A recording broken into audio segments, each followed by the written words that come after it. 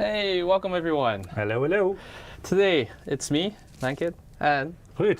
the Ruud. De Ruud, too much honor. Today we're going to talk about our new PSU, That's our right. 1600 watt PSU. I think I think we have some people that are interested probably in this PSU. I hope so, yeah. For me, personally, too much. It's too much, yeah. Yeah. You need to have some real application for it, otherwise it's too much. Just for gaming is too much, I would say. Yeah, probably. But we'll try to put it through its paces and see how far we can push it. Ooh, we're gonna see if that's going to catch on fire. No, just No, kidding. no, No. I don't think we can even push it that far.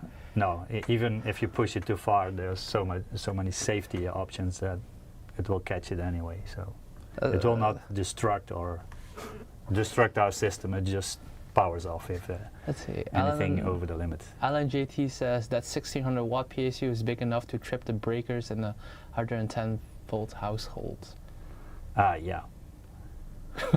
Dangerous. Usually in the US and maybe also Australia, I'm not sure.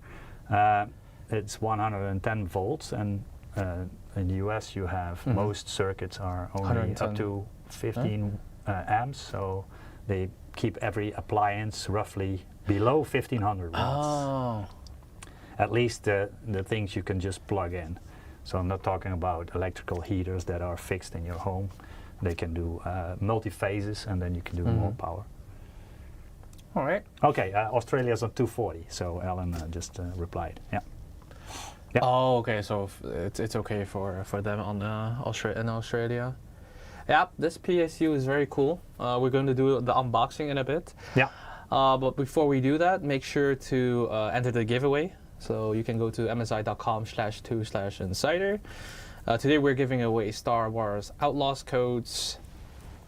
Make sure to enter this giveaway because this will be the last giveaway for Star Wars Outlaws. I'm afraid we don't have that many left. So yeah, with all my fans and water cooling, I could push that PSU to its limit. No, I don't think so. It depends fans don't use that many, right? No, it depends on the CPU and the GPUs. I think you need more than one GPU to make it the maximum. Because what do we have here?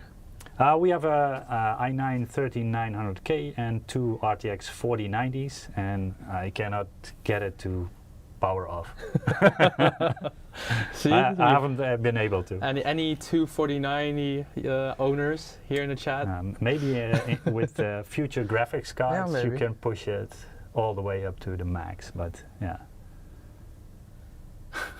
Erik, I like caps. Yeah, let's see. All right. How much would a high-end all MSI component PC cost? Depends on your. It's a maybe a standard answer, but it depends on your local reseller, really, and if you get it during Black Friday, or not, or during like Amazon Prime. I mean Prime Day. So, yeah. I think the 5K US will be, you will have a nice system with that. You can always make it, go even more crazy. Yeah. Well, I mean, also define high end. Yeah, exactly. Well, what do you call high end? Yeah. From. But also stuff that doesn't add any performance, like a computer case. Some computer cases, they charge you so much money. Well, yeah, that's true. Yeah. And you just think, well, it looks nice, that's for sure, but yeah. Not sure where's the money going, right? And why is the money not going to performance? At least that's my take on it. You probably need running Threadripper CPUs, dual 5090s, 100% water cooling and all to get close to that 1600. Do you think that's correct? Threadripper, 25090s? Well, Threadripper is already power hungry, so you could do 500 watts on a Threadripper overclocked, if you can cool it. And two 5090s would be 600 watts. Each, so then you go over it. Oh yeah, you go over it, so yeah, it's too much already. The Dambot 85. But that's all theoretical, because then you just add the maximum TDP. Yeah, and you actually need to hit that TDP. And usually most applications or workloads are mostly GPU or mostly CPU. So in order to utilize all three of them, it's challenging. That's what I found preparing for this live stream. These are not 5090s, guys. These are 4090s. No, we have a 5080 over there. Yeah, but it's just for show. It's just for show because the focus of the PSUs that we're going to, power supply units that we're going to talk about, the focus of them is the new gen, the 50 series. So what you will see is that most of the connectors are based on the new 50 series, the power connectors. Eglover UG is Ruud Danish? No, he's Dutch. Dutch, definitely Dutch. Yeah. But let's get to it. Let's. Where do you want to start? Do you want to do the presentation first? Or? I think I'm going to talk about the MPG model first, and then we're going to unbox it and then talk about it while showing features. Okay, let's do that. Yeah. Yeah. I wanted to show you guys the 1250 watt MPG power supply unit, but sadly we couldn't get the sample on time. Questions regarding the pricing, it depends on your local reseller, and to be honest, these are still coming to the market, so I'm not sure about the prices myself. Okay. Let's go to PPT. Here we go. So when we're looking at the new PSUs, we do have some upgrades when you compare it to the previous. I would call it previous gen because we haven't updated the MPG line of the PSUs for a while. So when you look at the specs, one thing that you will notice right away is that we added a extra native 12V 2x6 cable. So with these cables, there has been an update, I heard. Yeah. Now before it was called the 12VHPW connector or 12 very high power connector, also sometimes called like that. And now it's called 12 volts 2x6. Well, the change is not in the cable itself, but the change is in the connector of the graphics card, and also you can have the same connector on the power supply. So basically what they did is they make the sense pins shorter, and the conducting pins where the power goes through longer. So it makes sure that the conductors are connected first before the sense pins can release the power. Okay. So the sense pin connect later. So when the sense pins are detected, okay, I can do 600 watts, then the conductors are already made it very securely. So it's a lot safer, let's say. It's safer for the connector, definitely. Yeah. That's what the purpose was of this new type of connector. So the conductors are longer and the sense pins are shorter. That's basically the gist of it. Regarding the question here, please say you fix all that stuff as all 12x4 pin cable with a soft one. We did change our cables to a more embossed jacket cable, so it's more flexible. It's not that rigid anymore. So I think a lot of people will be happy with that, because in the past those cables were quite stiff. And then the front panel would actually hit against the cable, right? Yeah, you could not make a very sharp bend on it, so because that would put a lot of stress on the contacts of the connector, and that would make the connection less secure and also less good, and that is risky for the heat buildup in the connector and so on and so on. So we also had the yellow plugs. Yeah. So you can definitely see if it's plugged in fully, or you need to push it a little further. Yeah. But we already had that on the 1300 and other and on other models as well. Because do we have that one here? No, this one doesn't have it. This is an older model. Yeah. Yeah, non-PCIE5 model. let's see, are these new PSUs smart-wise to where they don't drop more power than needed to prevent possible power surges to components? Well, all of them are kind of smart that they only draw power when needed. That's what a switching power supply does, basically.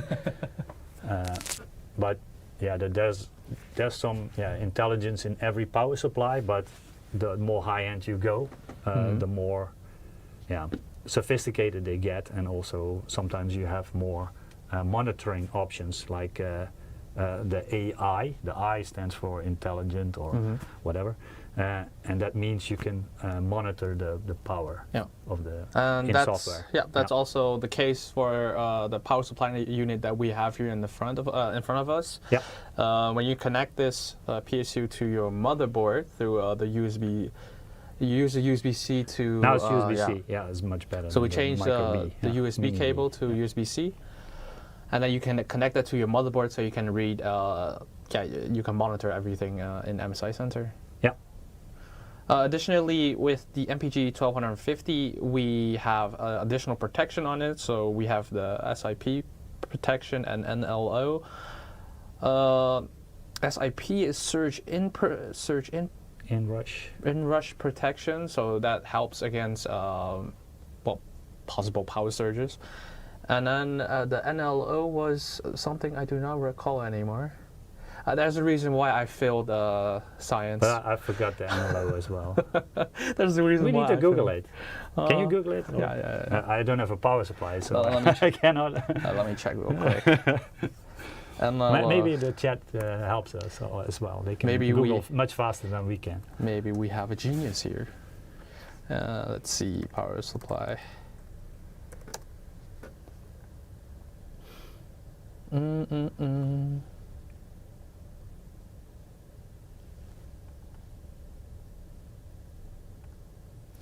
No, I don't think it's this non-linear optical. No. NLO and just type PSU or something. Yeah, that's what I did. PSU, but PSU, but no load operation. No load operation. Okay, yeah. Okay. Makes sense. I personally think that most of those protections are already in older and other.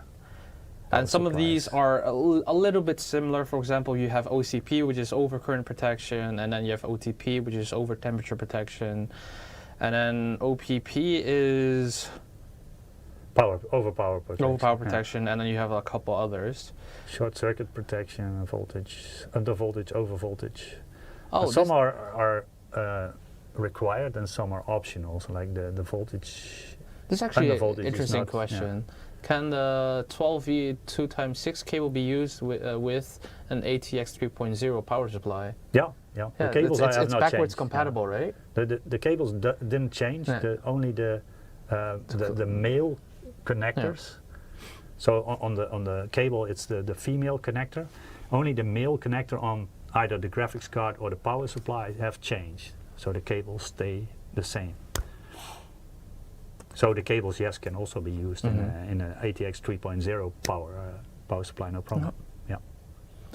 So we have a let's say a layout of what it looks like. So as everybody can see, we actually have two ports, two connectors on the back of the PSU where you can connect two of those cables, and that's why we include two of them. Additionally, we have the cybernetics, what do you call that again? Certification. Yeah.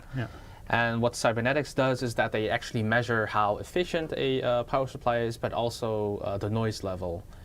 So that means, which is more important, gold and platinum rating or percentage of energy used?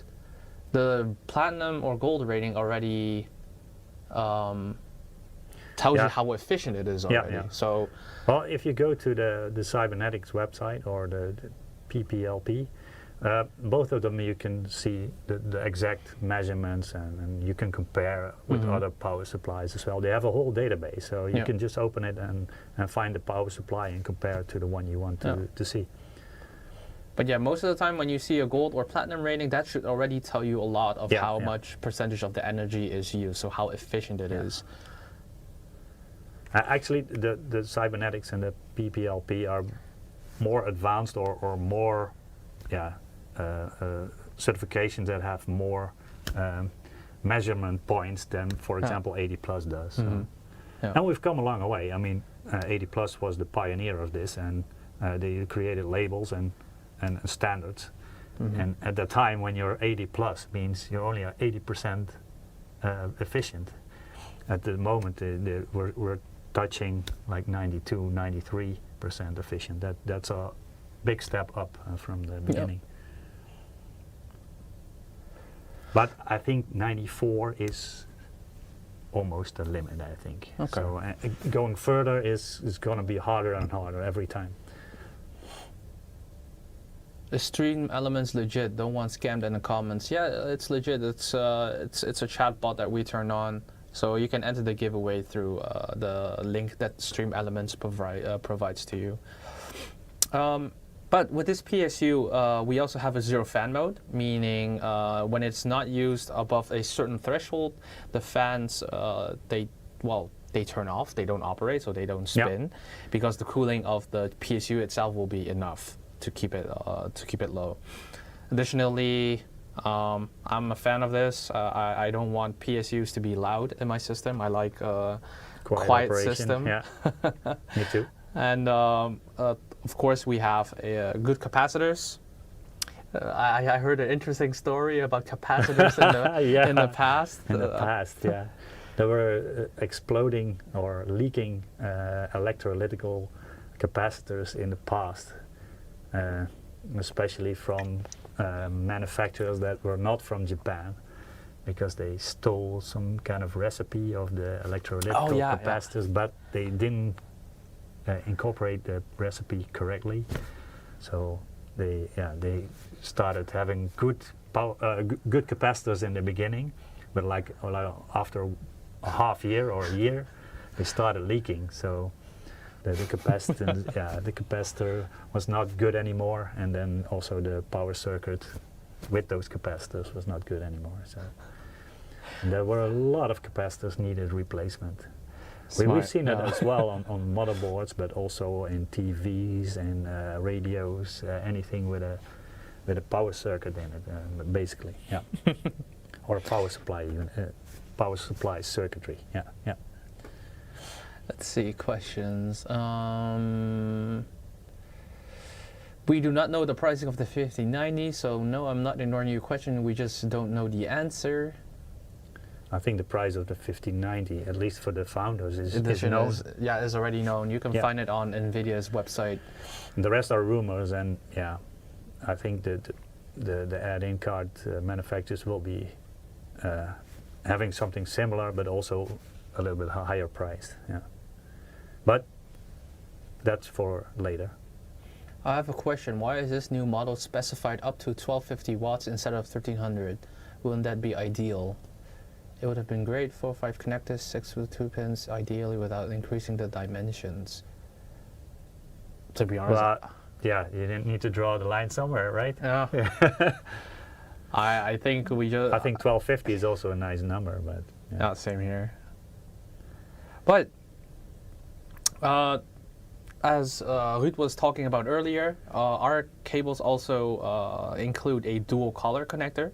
So if you look at the right side of this slide and you go to the second row, you'll see 2 cables, and on the right side you'll see a yellow part of the connector. And if you see that yellow part, it means that the the pin for the GPU is actually not fully inserted. Yeah. So that means for me, it's a very great, good attention to detail. Yeah, it's immediately clear. Because I would say, I still have an old PSU at home, and sometimes I am scared. I'm not even sure if I've put my. You put a black connector in another black connector, and usually it's inside a case where you don't have a lot of light, so the yellow will be noticed more easily than if you have 2 black connectors, right? Yeah. So I think it's a useful addition. Yeah, to it's a small thing that that you can appreciate. It works. Yeah, if it works, it works. But regarding the PPLP certification, some of you might not know about this one, but we also recently started adding this certification to to our power supply units. I think it was about 7 months ago, so it has not been that long for us as well. But the fan also includes fluid dynamic bearing to make it more robust and to make it more how do you call it? Durable. Durable. I had the Dutch word in my head, but I forgot the English for it. And then also, I also appreciate this one. We have pre-installed cable organizers. Yeah. So it's not just the comb you have to put in yourself. You can it's already there. Yeah. Of course and you can slide adjust it, so you can adjust it. Yeah. Yeah. It works well. Yeah. I like it. I like it as well because I know that power supply units rarely come with organizers. Yeah, with the 1300, you had all the cables, and especially if you put it loose on a desk, like we are doing with testing, then it's one mesh of cables. It just looks like a mess. Yeah, looks like spaghetti.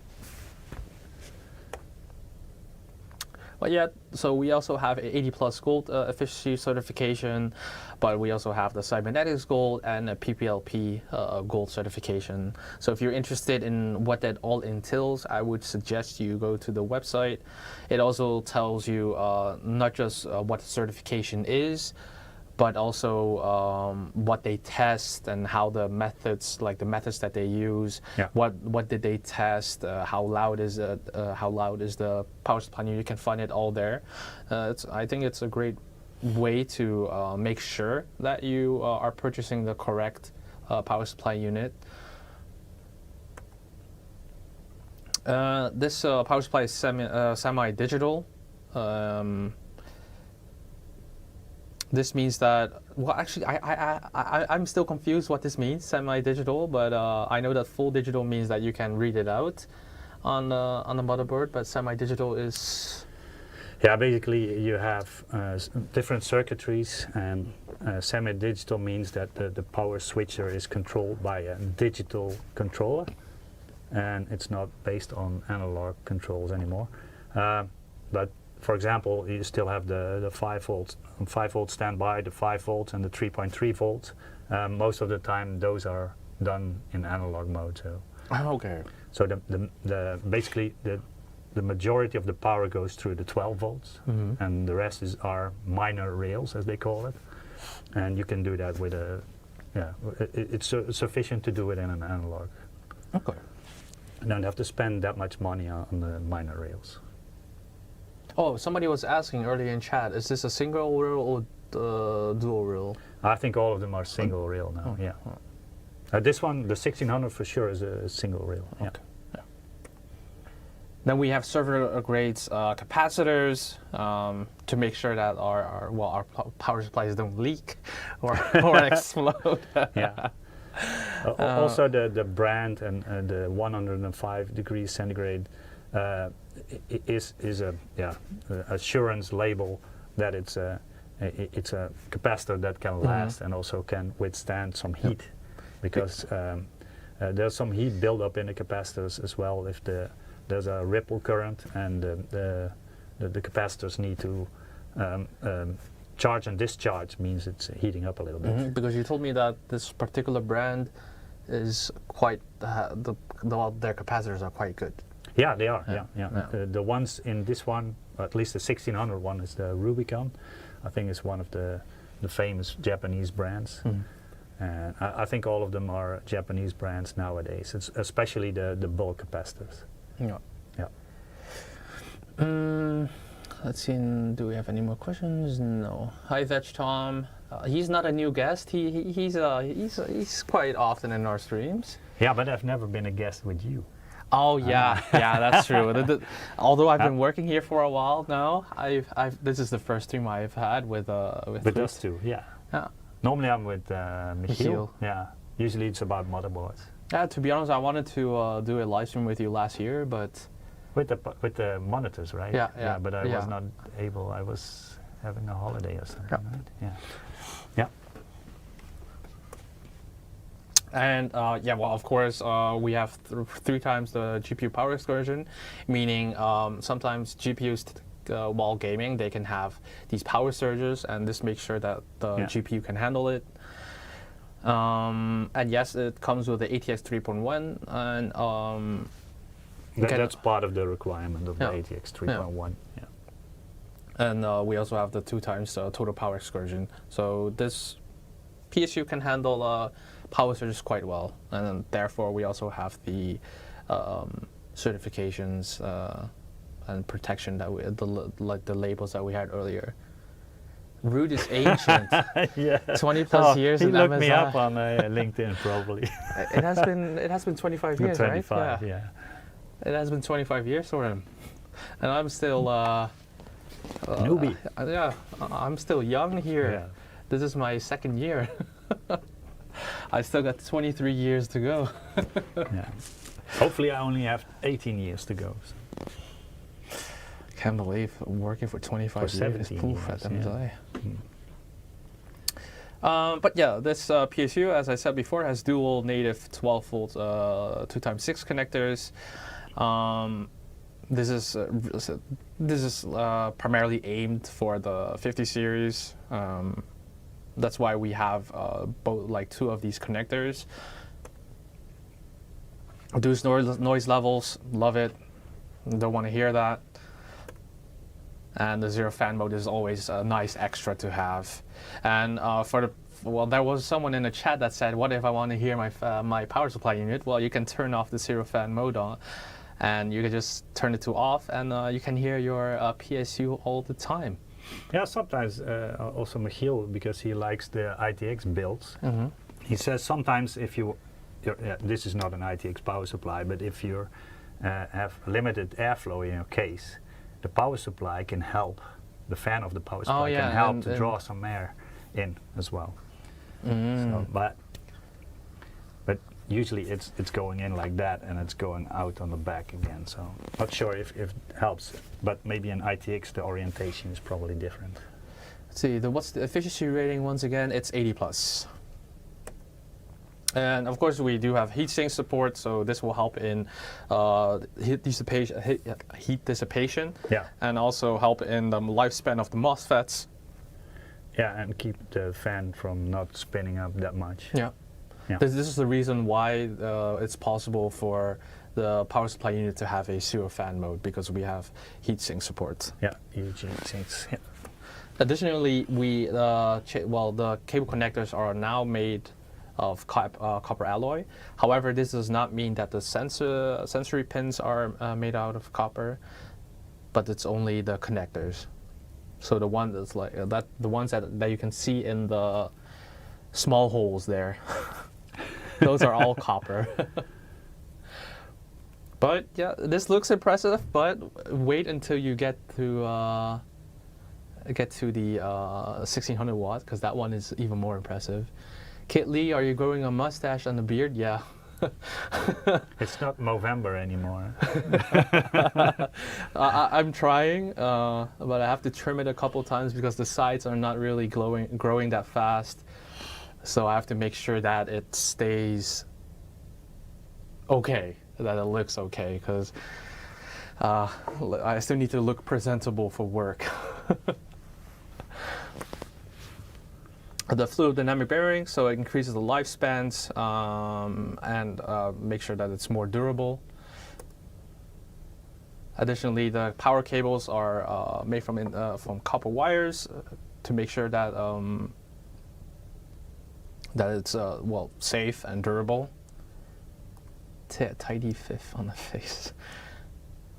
Will it have the same zero fan issue like several GPUs when the temperature is around the trigger point? That fans constantly turn off, on, off, on, off, on. No. No, right? No.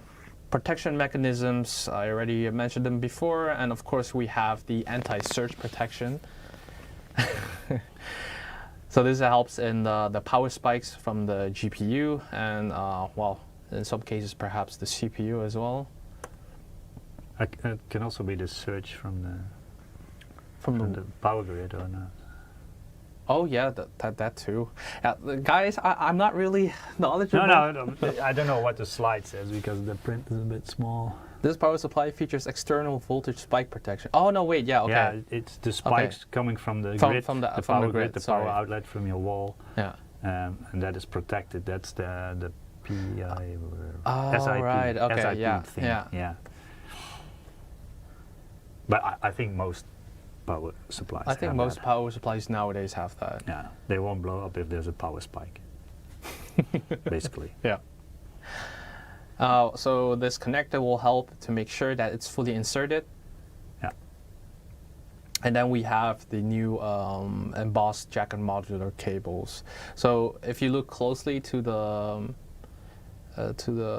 connector, you can see that the cables are not that stiff anymore, and that you can actually like bend it a little bit. So this will help a lot in case with a side panel, which has become more and more popular nowadays. Yeah, but they're not as flexible as the ones, the adapter cable that comes with the Founders 5090. They are really floppy cables. Oh, yeah. We're checking that as well because I'm not sure how they did that. And well, of course, the nice cable organizers, so you can get your, for example, you can get the motherboard power cable to look like that. It looks a lot more clean, but also helps in keeping it together instead of making it all go all chaotic. Yeah, and I think it helps a lot with cable management as well for the cable management lovers. My AliExpress power supply blew up my late 3090. Yeah, well, no offense to AliExpress, but I also bought stuff at AliExpress, but not a power supply. No, I would not buy a power supply to power up a 3090. Well, the thing with the power supply is you need to rely on it. I mean, if that one fails, it can take out the whole thing you spend a lot of money on. So that's the thing I would never cheap out on, which is the power supply. Yeah, just go with a well-known brand and go with a with one that is powerful enough. Mm-hmm. Don't overpower it. Is also not necessary. Don't buy a 1600 if you have a 3060 or something. For example, because that combination does not make sense. That doesn't make it efficient anymore. Because the 3060 doesn't matter what CPU you put against it, it will never reach the 1600. No. Never. But it mostly needs to be reliable. Yeah. That's what you don't want to know there's a power supply in it. Yeah. So it should not make noise. Mm-hmm. It should have enough connections, and it should just work. Yeah. And at least that's my opinion. Yeah. The thing with power supplies is also that once you have a good one, it can last you what? Yeah, 10, 20 years. Yeah. Yeah, depending on the requirements for the graphic cards, of course. Yeah. So, of course, you are all interested in what cables are included in the PSU. So we have a 1250 variant, we have a 1000 watt variant, and we have a 850 watt variant. So it includes a 24-pin cable for the motherboard. It includes two 4+4 pins for the CPU. Two of the PCIe 5.1 cables. And both are colored, so you don't have to be afraid that one cable will have the colored version and one doesn't. They both have them. You have one 6+2 pin. Some of you might be thinking, oh, wait, why only one 6+2? That's because this model is focused on the 50 series. So this is a very good power supply unit for the people that are planning to get a 50 series graphics card. Yeah, but it's something to look out for. Maybe also other brands will do this. So if you have other cards, so not NVIDIA, but like Intel or AMD, which need more than one 8-pin, then definitely check if the power supply you're looking for has the right connections. Mm-hmm. And then we have 8 SATA cables and also 4 Molex cables. To be honest, I have not used a Molex cable for a very long time. But it's good that that it's still included. For your old hard drive. Oh no. No, but if I remember correctly, in the past you could power a GPU with Molex, right? Not with Molex. Like with a converter to... Yeah, with 2 Molex you could do like a 6-pin. Yeah, we had such adapter cables before. Yeah, right? Yeah. Okay, yeah, okay. So I do remember something like that. Yeah, But it's not recommended. But no, don't do that. Don't, especially nowadays, don't do that anymore. No. With 1000 watts version, it includes the same amount of cables. You might be thinking, oh, okay, 2 times 600 watts. Why? Because because you can. Why not? Because both of the cables will not, like, let's say you're going to power a 1590 and the TDP was what, 575, right? Yeah, for the 1590. Yeah. Mm-hmm. That means that 1 cable is already enough, but let's say you're they are probably rated for less than 600 because the connector is rated for 600 max. So, yeah. But that means it's always, to me, it's always also always nice to have a second cable. Let's say that one of, like, let's say you insert it wrong the first time, you can always put a second. But who knows what happens in the future? Perhaps there will be a graphics card with 2 of these that you need 2 of these cables in. You never know. Yeah, or 2 graphic cards, like we do now. Yeah. For example, we have 2 4090s. Yeah. So if you want to power 2 4090s, go ahead. Yeah, or in the future 2 5090s. Yeah. Why not? Antonio Busta, I'll actually show you a website, a blog that we've released recently that talks about how much, what type of power supply you need. So how much wattage do you need for specific combinations of GPU and CPU. Yeah, it's a power supply calculator. Yeah. That one you mean, yeah. Right? Yeah. Yeah, there are multiple websites that offer Oh, no. Yeah. We actually came with a blog ourselves. Oh, okay. Yeah. But I saw also a link of the calculator, and then you just choose the components and then it just outputs this amount of watts. Could be, yeah. Eric showed me. Oh. I thought it was in your presentation, sorry. Oh, no, I didn't include that. I wanted to show that afterwards. Oh, yeah, we could probably find it, no problem. But with the 850 watts, we actually have removed one of the cables, so one of the 2x6 12-volt cables, and instead we have added 2 of the 6+2, but it looks a little bit different because if you go to the 850 watts, you'll see that we have 2 times of the 12-volt 2x6 connectors, but one of the cables actually has is that the female? Yeah, that has the female head of the new connector, but it turns into 2 6+2 cables. Yeah. So probably the 850 is more suited for Intel or AMD graphic cards. Yeah. Also, I'm not sure about the AMD card, how much power that it would do, but probably not as much. No, not as much, no. So 2 or 3 8-pins should be enough. Yep. But you cannot power 2 of them then. No. Okay, but I don't think many people will. We only do this for demo. Yeah. Yeah. And even then, demoing this, it's really hard to get everything out of it. So. Yeah, for sure. But let's go to the highlight of this stream. The 1600 watt, the MEG. So before I continue with the presentation, let's do some unboxing, right? Let's do some unboxing, yes. Because I think everybody wants to see what this bad boy looks like. I will turn on my camera while you unbox it. Okay. Let's see. Let's take it. It's heavy. It's heavy. The packaging is nice. Well, the box is big. The power supply itself is not that big. Well, we already tore off the plastic, so. Oh. It's not about the Coca-Cola can. Okay, come on. Come on. Why is my camera Am I not... too quick? No, my camera was not turning. So, yeah. Okay. Okay, so I already lifted the lid of the box. So there's some papers here. I'm not sure what it means, but okay, some cards, blah blah blah. And here is more information, and it says you can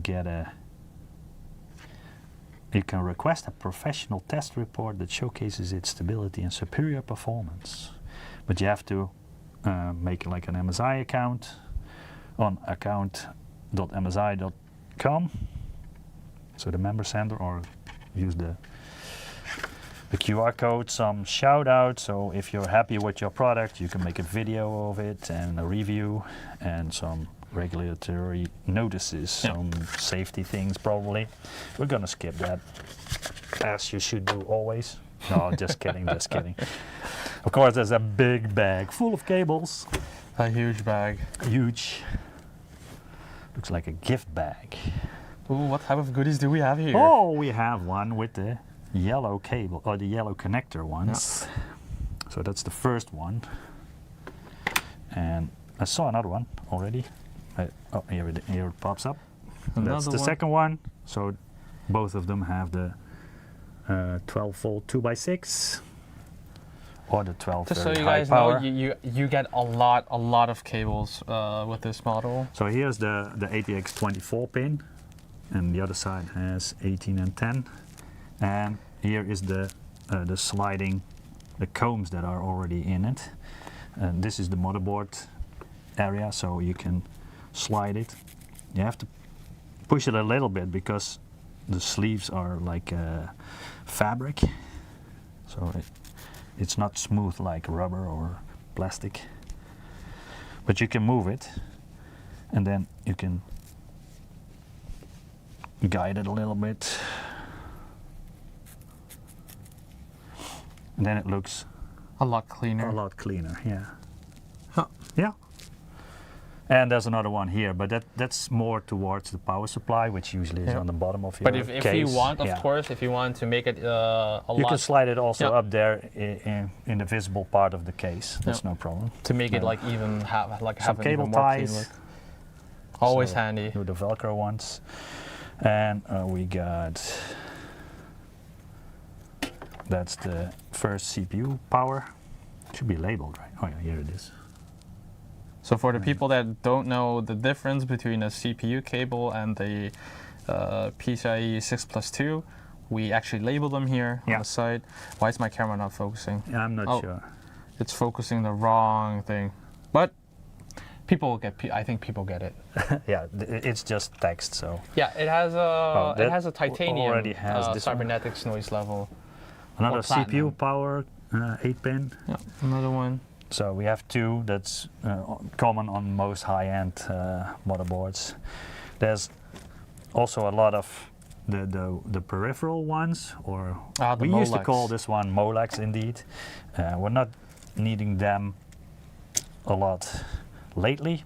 Then we also have the SATA ones. We call this SATA power, as they were introduced with SATA hard drives in the beginning. These are interesting for people that still use hard drives. SATA hard drives, but I also use one, for example, for RGB. Yeah, for RGB or for the water pump of this water cooler. Yeah. This is a 6x2, so this is labeled PCIe. So that means there's a PCIe graphics card power connector. Not going to use it because we're using the 12 volt 2x6 now, so another one. And this one comes with two connectors. So this one has two 8s and then one 8 on the... we include 9 of them in this model. There's another one. And another one. Yeah. And another one. Yeah, and another one with 2. And another one. And another one until the bag is empty. Not yet. This one's the last one. Also, there's also one. And then there's 4 screws to screw it into your case. Okay, I'm gonna put back the cables we don't use. Then we're gonna connect it, or we should also get the power supply out of the fabric. So this one has a lot of connections, even also for graphic cards that use different connectors than the 12-volt 2x6. So Ooh. this one looks deluxe. Oh no. Oh no, don't damage the card. I'm not sure if cardboard. Mike still needs it. Okay, just put it out. Yeah.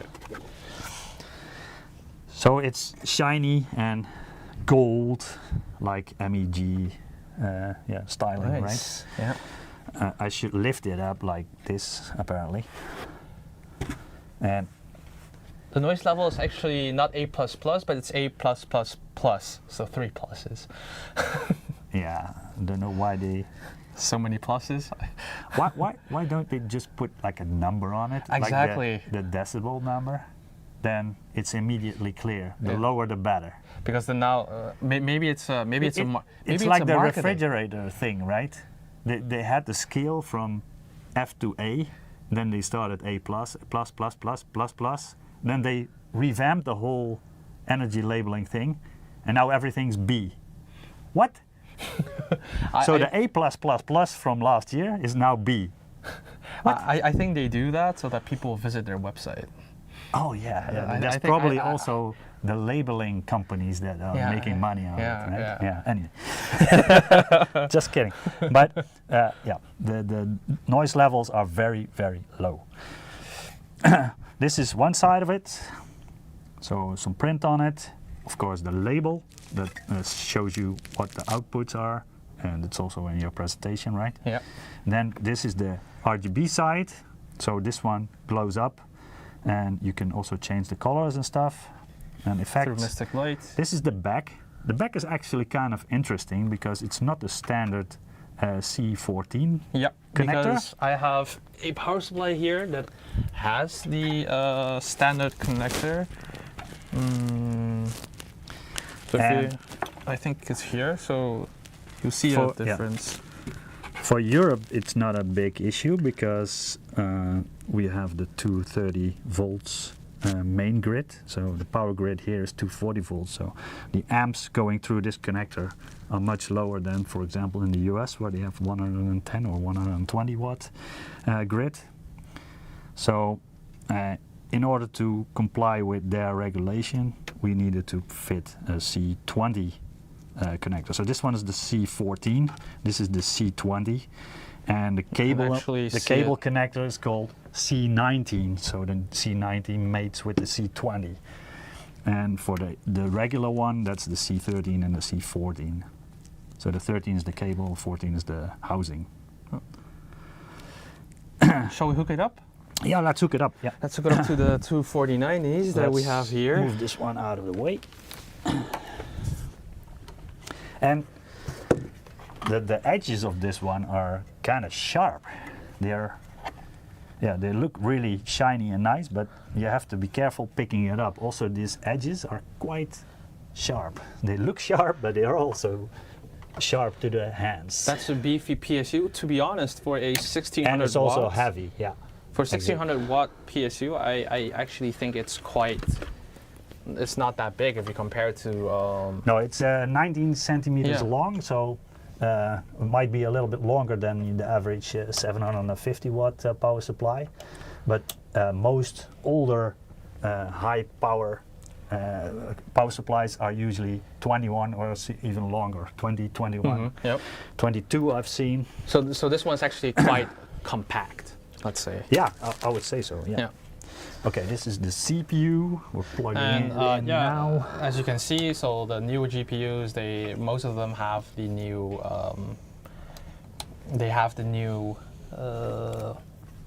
connector. So that's why we include 2 of those cables from 1000 watts onwards.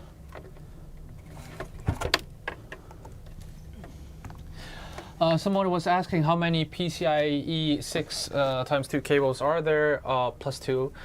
Alan, this PSU includes 9 of them, so I think you should be safe.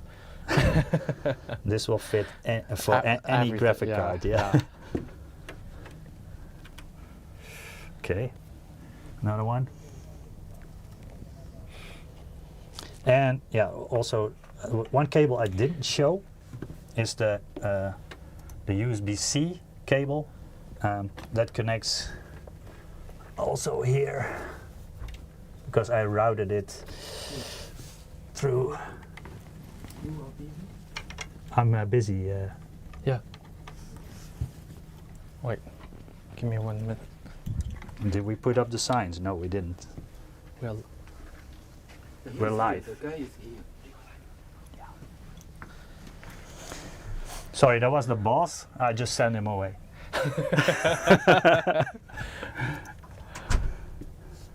Normally I wouldn't do that, but we're live, so. Yeah. can you change the camera on the setup? What do you mean? Let's see. Also, I need to connect the one peripheral one because I have the water pump connected. So there's even more peripheral SATA. No, it's SATA power connector. I'm going to push this one here so it can draw a lot of heat out, because in order to put this power supply through its paces,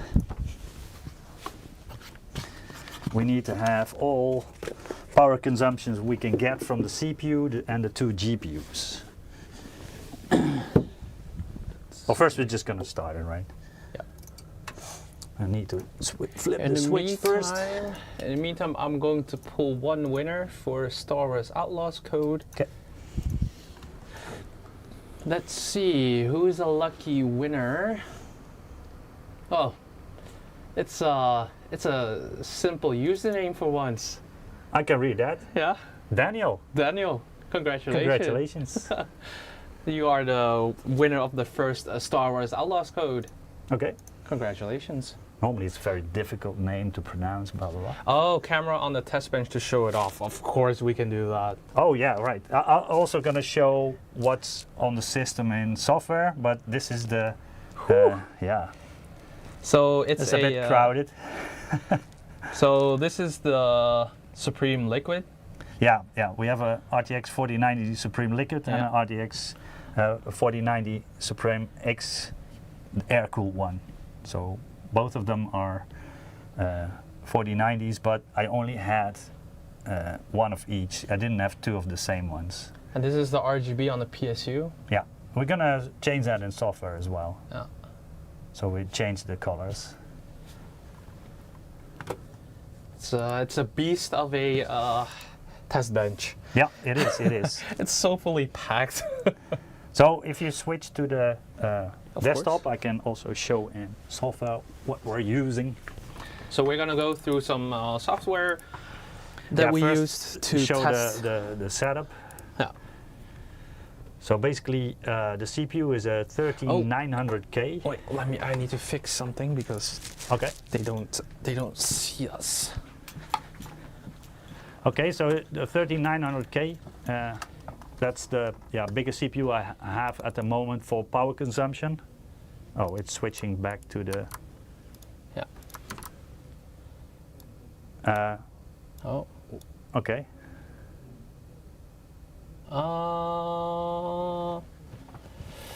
No, this is not what I wanted. Sorry, guys.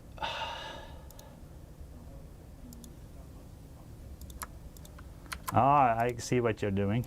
Yeah. You're trying to put us there as well. Ah, Yes. that's better. Oh, my head is just behind the radiator. Hopefully it's better like this. Okay, so we're... Yeah. Yeah. So the CPU is an i9-13900K. And we put it on a MEG Z790 Ace Max with 32 gigs of memory, Kingston ones running at 6400 C32, and the GPU, this is the integrated, this is the first Supreme, it's the air-cooled one, and this is the liquid one. So two graphic cards, and we also put an M480 SSD on it for the OS. So that's the system we're working with. We are cooling the CPU with a K360 water cooling, so a Core Liquid K360. It wasn't in the software, but that's what we're doing.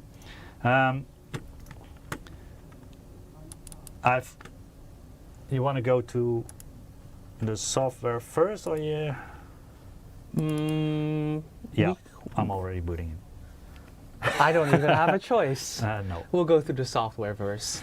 Well, first you have MSI Center, and with this power supply unit, you will get also software that monitors, or you can monitor the power output, the voltages and the amps, also the output, the power output, and the average. Well, the average, I don't know how it's calculated, but okay.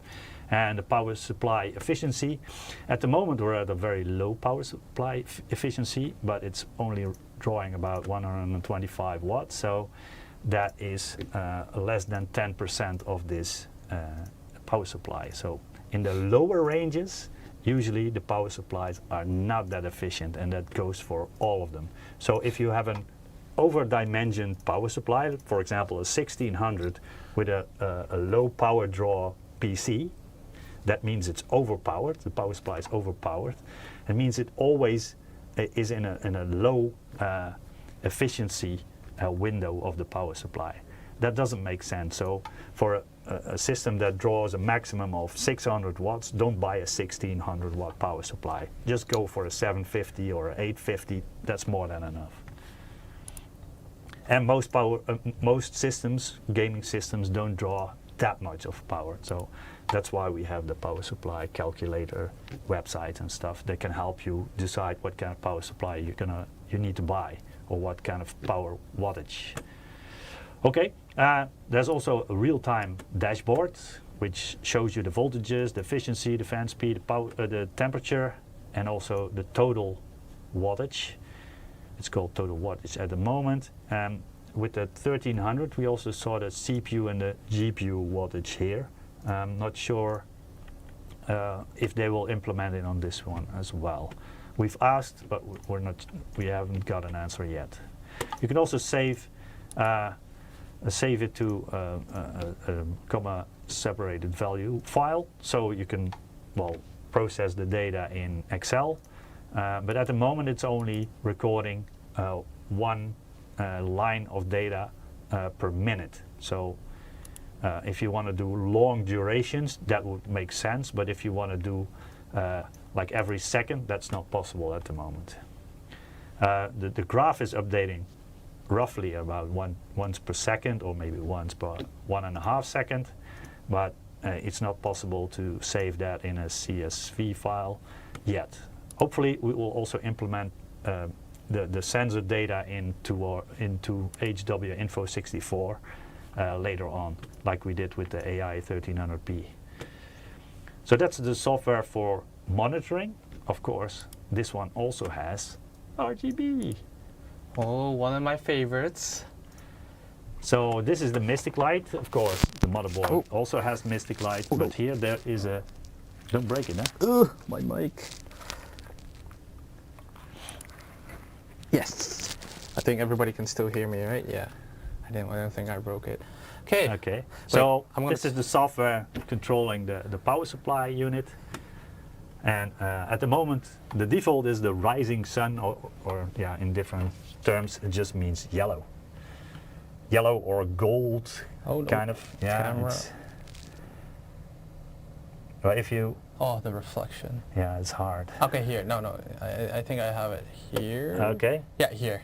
Perfect. I'm going to switch it to color cycle. And then the color should change to, yeah, go through one color and the next. Audio is robotic now. No. Did I break the mic? Audio is fine, right, guys? That guy's just fooling with me, right?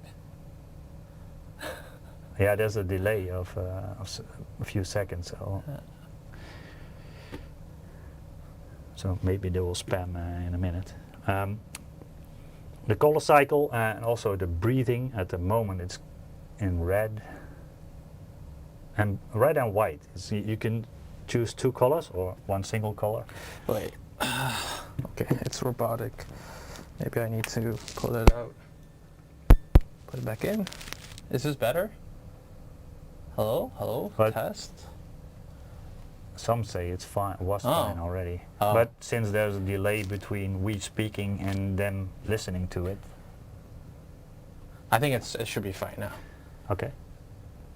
Can we show the software again? Yeah. Capture. Of course you can, yeah, we can sit. Two colors for the breathing part. Of course steady, you can choose a color, whatever you want. And wave, at the moment it's doing all kinds of colors. That might be a nice look as well. If you like rainbow colors, I don't know if you can do that with a camera. Yeah. To be honest, I like this because then I can actually make my whole system to be like one whole package. Yeah, because most systems or most motherboards and graphic cards, they are set to rainbow, at least in MSI. So you can match your power supply. But the default is the rising sun, so the yellow one. What's this software? It's MSI Center. Yeah, Mystic Light. Does The it come feature with is called the- Mystic Light. Yeah. Does it come with the PSU? The software is free. So Yeah, you can yeah. go to our website and download it. You Yeah. don't need to buy a specific Yeah. hardware to If you have connect the access to it. USB cable from the power supply to your motherboard, then the power supply unit feature is installed automatically if you have MSI Center installed, but the Mystic Light isn't. So if you want to install that, discard, yeah, then you can install all kinds of features here. And the Mystic Light is also for your graphic card if it's an MSI, or if you have a motherboard from MSI. The water cooling you can also control through Mystic Light. So if it's not installed automatically, you can click it here under the install buttons. So that's under the feature sets. And once it's installed, it's also available here. We also plugged in some keyboard and mice from MSI, so the gaming gear also automatically pops up there. Yeah. And the hardware monitoring is always there, so it just reads your CPU and GPU and some motherboard sensors as well. Voices are futuristic, not robotic. Futuristic? What type of explanation is that? But before we head on to benchmarks, Yeah. we're gonna go through the slides. Yeah, real let's quick. do the slides. Yeah, that's what I was. Yeah, but the software's yes, cool. So the difference between this PSU and MPG 1250, of course, is this one actually has a titanium certification, and it's full digital. That means you can monitor everything through your motherboard and then through MSI Center, and it's actually a braided cable. So the previous ones were embossed jacket cables, but these are braided cables, which is even better. And you have to explain this one, the silicon carbide. Yeah, it's the MOSFET of the active power factor correction circuit. Those switches are made of MOSFETs, and they can be silicon, or they can be what we see nowadays. Also, a new type is called gallium nitride. You also see a lot of phone chargers or laptop chargers, which are really compact and powerful, so they can do up to 100 watts, and just like a small plug-in adapter. And most of them are based on the gallium nitride one. And the next thing, or next evolution, I would say, is probably the we're using the silicon carbide. Yes, that's the one. Yeah, and that one is supposed to be better than. Yeah, there's another evolution, even better, and probably also making it more efficient. And it has some advantages. I'm not sure about the details, but I've read they are better. You have a slide of that, right? Yeah, in a bit. Yeah. But yeah, it has A++. Oh wait, I read it wrong. Yeah, it's A++ noise level rating by Cybernetics, and it also has the Cybernetics titanium rating, but also titanium PPLP rating as well, and the 80+ titanium rating. So yeah, it's full titanium rated, so it's really efficient. And during the benchmarks, we will find out well, how efficient it really is, because we also have a power meter that will show how much wattage the bench is currently pulling. Yeah, but we cannot really get very detailed, because this power meter is not connected to the DC outputs of the, so we cannot get like a very accurate. Yeah. So we have to trust the software of the power supply, and well, this power meter is quite okay, but yeah, it's not like a professional grade power meter anyway. So, yeah. But it should give a good indication. But yeah. I mean, we talked about this, the efficiency certifications. Yeah. This is the this is the one. Yeah. So this is the comparison between the new thing, the gallium nitride, and the even newer thing, the silicon carbide MOSFET. And of course, it also depends on the brand and the application of the MOSFET, because just the MOSFET doesn't do anything if you don't make a good circuit around it. And to be honest, like, I understand that things are really evolving quite fast, because we've also changed from gasoline cars to electric cars, and then of course, well, I mean, I mean in general, things are evolving so fast. So it's only to me, it's only natural that also with power supply units, you will see this kind of stuff in these flagship products. Like this is the biggest, baddest power supply we're going to sell for the coming year, I would say, or maybe even longer. So that's where the new stuff and the new innovative stuff means also usually it's expensive in the beginning, and prices will come down if there's a mass market for it, but in the beginning it's only for the high end. Yeah, and it's also like early adopters prices. So if you want to be one of the people that has the newest tech, the top tier of everything, then you have to pay a premium. Yeah, for sure. I heard that the RTX 4090s are dropping on the second-hand market. I actually made use of that a little bit as well. So So just a few months ago they were sky high, even the second-hand market, and now they're dropping because of the new cars coming. Because if I remember correctly, when NVIDIA announced that they would not be making any 4090s anymore, the price went up. And then after the announcement of 5090, it went down like crazy. Yeah, it's still dropping probably. Could be flipping 4090 again. Yep. Yeah, that's me. Yeah. But to be honest, I shouldn't be doing that. I spend too much time doing that. But well, if it's your hobby, then it's fine. Yeah. The full digital design, allowing us to read everything on the MSI Center. This one differs regarding with the 1250. So this one actually has 3 times the GPU power excursion protection, so it can handle power surges from the GPU even better. Yeah, basically it can go up to 1800 watts then. Yeah.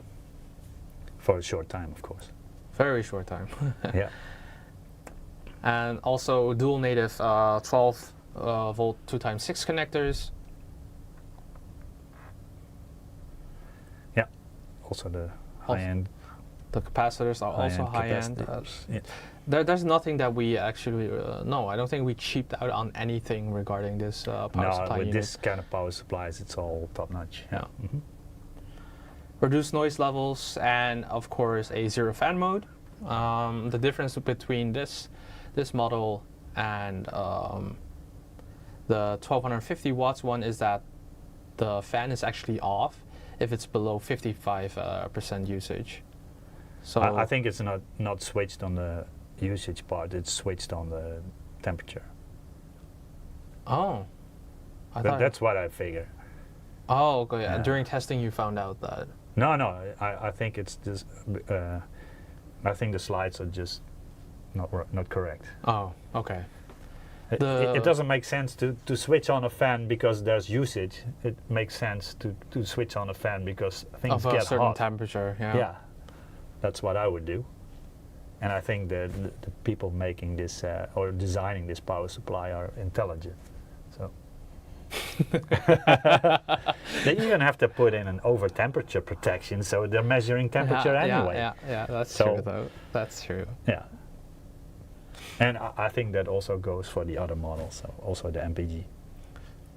Let's see a question. What's the price of it? So it's currently what also depends on your local reseller and of course which state you're in. But in Europe, it was I think 700 euros. Also depends on your country. At least in the Netherlands, it was 700 euros, and United States, it was the MSRP was 700 as well. But that's before taxes. So yeah.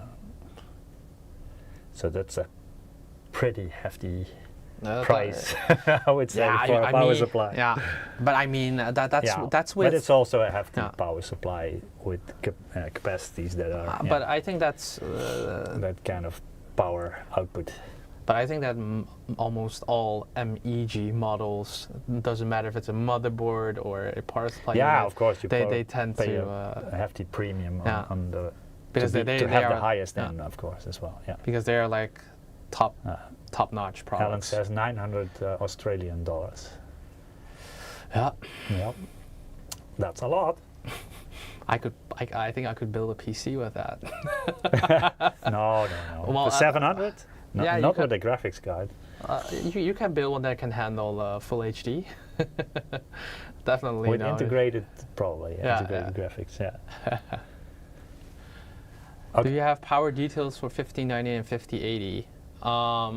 That's the same ones that NVIDIA has provided. Yeah, the maximum power draw is known. So the 5090 is 575 watt TGP, and the 5080 was, I think, was 360 watts, if I'm correct.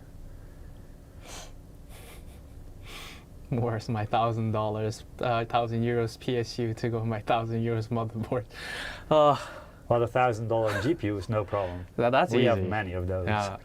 1,000 euros motherboard would be MEG. That would be a godlike, yeah, for sure. Yeah. And well, get this PSU, and you get close to the price that you want. Then you get close to the price of the PC that Jensen Huang from NVIDIA announced that everybody should have. Oh yeah. You put this card in your $10,000 PC. Right? Yep. Then you will be correct. Yeah, I mean, get expensive fans, get an expensive case. Yeah.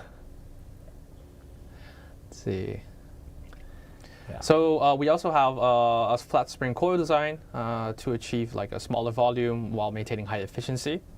So it provides sufficient space for heat dissipation. So this is done mostly to keep the volume of the PSU as compact as possible for better airflow. And then we have an enlarged heatsink. We will screw it open.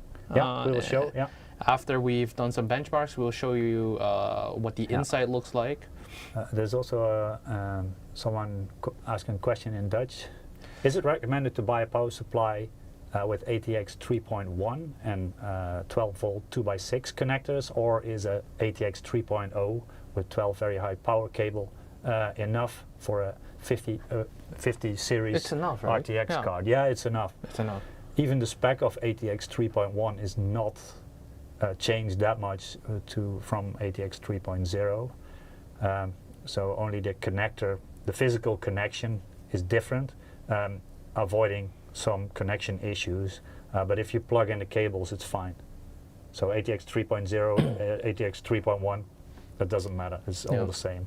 Just make sure you have enough power output for cards like the 5090. You know, they need close to 600 watts. So, or at least they're rated for 600 watts. I don't know what they will be drawing in games yet. see. Let's finish with the power presentation, and then we can go through some benchmarks while answering some questions. There's another one saying, Dorian Gray, if PC part picker shows my system as 1002 watts with a 5090 and I only have a 1000 watt power supply, do you think that's okay? I think it will be borderline okay, because usually those the PSU calculators are on the safe side, so they have some margin calculated in them. And they also add all the maximum power draw from CPU and GPU all together. And the situations where CPU and GPU are maxed out to the power is almost non-existent. Non-existent, yeah. Especially only with stress tests. I will show you in a minute. Yeah. So a 1000 watt power supply in gaming should be fine. Yeah. For gaming, definitely fine. Yeah, because maybe the CPU you have can do up to 300 watts, but during gaming it will probably only draw up to 100 watts. Even in the games that draw a lot of CPU load. Yeah. Instead of fluid bearing fan, we have double ball bearing fan, so making it even more durable than the MPG model.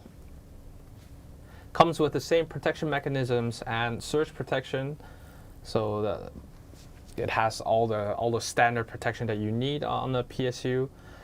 So this power supply, as I mentioned before, you can actually read out all the details on your PC through MSI Center, and that's because we have the USB-C port on the power supply unit, which you can connect it to your motherboard. So if you're like a stats nerd and you really want to know every small detail of your power supply unit, definitely do not forget to connect that.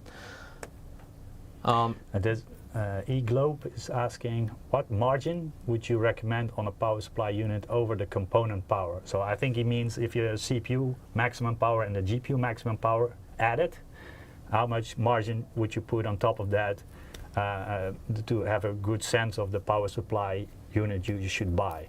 I think, like I said, the CPU maximum power and the GPU maximum power would never occur in a realistic workload, but since there are stress tests that can push that far, I would recommend to add those two up and then at least add another 200 watts. Why? Because the motherboard also draws power, the SSDs, maybe you even have more things attached to it, even USB power stuff.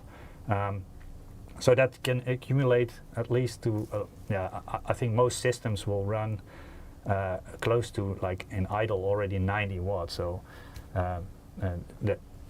depending on what kind of system you have, of course, but the gaming systems for sure, with a discrete graphics card, 100 watts in idle is very normal.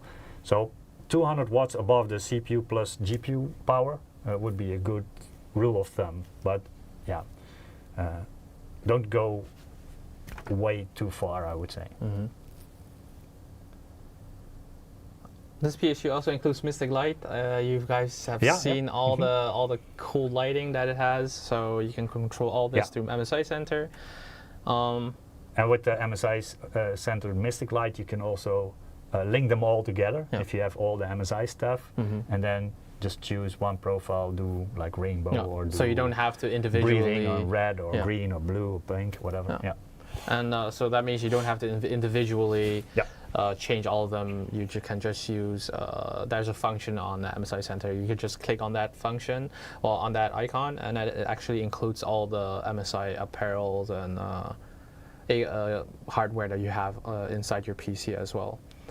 Then of course we have the real-time monitor, so when you're playing games and let's say you have an extra screen on the right side and you want to see how much wattage it's pulling and how efficient it is, how long has it been active, stuff like that. You can find that all in MSI Center. Yeah. And then customized fan speed. Not sure if you. It's not in yet. No. So they've announced it apparently because it's in your slides, but I haven't seen it working yet. So maybe they will add it later. Yeah, well, you guys do have to understand, this is one of the newest models that we have, so software, we still need to perfect it. Well, perfect it, it's always a process that keeps on going. But we are going to add a customized fan speed, so for the users that do not like the zero fan mode, they can also customize it to be running on, like, for example, I don't know, for 1,000 RPM, to make sure that it's always helping with the airflow inside your case. Yep.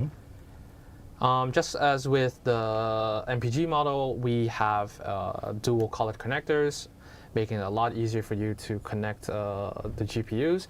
And to show you guys that it's fully inside. Did I insert it correctly? Yeah. Oh, thank God. To make sure that, to show you guys that you can see that it's fully inserted, you can see that the GPU does not show any signs of yellow. Yeah. Oh, yeah. So everything is fully inserted. So that actually helps a lot, and also allows people to be more assured, that, like, reassured that everything's connected perfectly.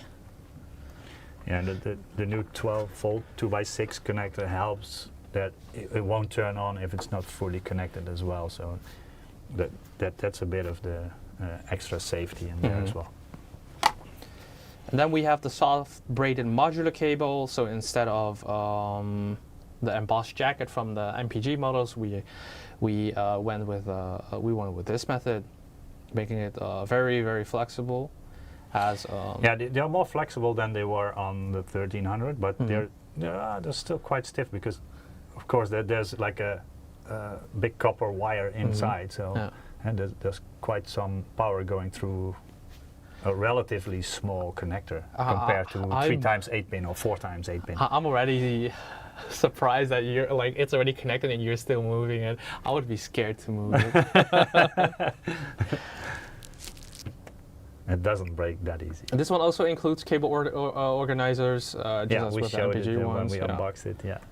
And yeah, 19 some of you viewers might think, oh, this is not compact. That's still 19 centimeters. But if you look at other 1600 watts power supply units, you'll figure out very quickly that this is actually very compact. Yeah. Yeah. Connectors wise, this comes with a lot of cables. Yeah. Especially the PCIe cables, which you have. Well, it includes 9 of them. You get 8 SATA cables. Well, 15. I mean, 8 times the connector. And also 8 Molex, 2 times the PCIe 5.1, and you get 2 CPU connectors, and of course 1 of the 24 pin for the motherboard. And this is more of an exploded view, but you'll see that in a bit on the mobile camera. This is the insides, the inside look of the power supply unit. Yeah, if you're interested in this kind of stuff, then yeah, this is the picture for you. Yeah, this is definitely not the picture for me. No, there's a very good article on Tom's Hardware that explains most of it. At least that's the one I read. It's from Aris. He's also the guy behind Cybernetics and HW Busters, Hardware Busters. So he's a very knowledgeable guy about power supplies. Why do you still include the piggyback PCIe cables? Piggyback? Do you mean the split ones, or? Yeah. Oh, the split ones. I think because some GPUs. Yeah, if you don't need that much power, but it still has 2 8 pins, you can just run 1 cable to it, and it will be easier to do the cable management. I think it's more of a. But for the high-end graphic cards, I would definitely go with the single ones. Yeah, but it's just to offer you all, a solution in every scenario. So this one has so many cables. There's always something for everybody. Yeah. Yeah. So that's why, that's why I said earlier, if you get a good power supply, then most of the time you're good to go. Especially with this one, then you'll get enough cables for every type of setup that you want to that you want to create. But I was wondering, so during CES we had the very big case that can put two cases in one, right? Yeah, I saw that one. Yeah. Does that mean that because this PCU has so many cables, it can actually? No, it can't, because there's only one motherboard cable. Yeah, there's only one 24 pin. Yeah. Never mind. If it had two motherboard pins, it could power. Yeah, the amount of power is enough, but usually, but yeah. Would it be dangerous to do that, to run two PCs on one single? It's not possible, because every 24 pin has like a power on signal. If you push the button on your case, there's a signal going through the 24 pin to the power supply, okay, and say start. And if you have two motherboards, you have two signals. Oh. Right? So when does it start? When they are both pushed, or one is pushed, or okay. Yeah, the other one needs to turn on, even if only the first one is turned on. Oh, okay. No, it makes sense. sense. Yeah, so in that kind of cases, you also have two power supplies. Okay. And this is a global overview. I don't really see much point of having a case with two motherboards, but with two systems in it. Couples? Yeah. Couples that want to sit next to each other? Yeah, but two cases can fit next to each other. Eric, what do you mean paperclip it? I don't understand. Why did he say paperclip it? It's Eric, you never know. But here's a global overview of the power supplies. What I forgot to say with the MPG model is that it's of course not 19 centimeters, it's 15. So it's again of course a tad smaller. But all of them do have a cybernetics rating. Although only the MEG model has the titanium ratings. And regarding the cybernetic sound levels, we're still currently in the process of getting the final sound level certification for them. So that's why it says TBD. But yeah, let's go to some. Eric says you can use two power supply units for one system and use paperclip trick to enable the second one. That's even with the Threadripper motherboard. It came with an extra power connector, so you can attach a second one. So there's like a power splitter, so a 24 pin to two 24 pin connectors. And you can also trick the second one to enable. Anyway, okay. Good night, Alan. See you next time. 2:30 a.m. You should go to bed. Yeah, he's turning in. Well, it was nice seeing you again. But we're going to some benchmarks. Sadly, Alan, you're going to miss the benchmarks. You can watch it tomorrow. Yeah, you can watch it on the VODs. So let's go through some benchmarks and show what this bad boy is capable of. So at the moment, it's only drawing 132 watts. That's not a lot. At least not for this power supply in this system. You've seen the configuration. If you're running games, for example, then also we'll put up some HW info. You might think, okay, 4090 is going to draw a lot of powers. That's correct. I even put the power limit up to the maximum on this one, just to make sure we'll get all the power we can squeeze out of it. So I used Afterburner for that. I also created a graph for CPU package power, GPU 1 power and GPU 2 power, because we have two GPUs in it. And then I also created a custom graph that will just add these three up, and this is the sum of it. Yeah. So let's first do like Cyberpunk and show you what kind of power we're getting. Yeah. While you're booting Cyberpunk, I'm gonna get two more winners. Alien District 51, we're going to stay live for I think at least 30 more minutes. So if you're back in 50 minutes, maybe you'll be back in time for the for the third giveaway. I'm going to do a giveaway right now so that you can take your dog out. So the next winner is I'm gonna pull two. So the first winner is Indiana Roy. And the second winner is Three Ojos? Tres Ojos. Oh, okay. Oh, so yeah, I think it's. yeah, that could be. Yeah.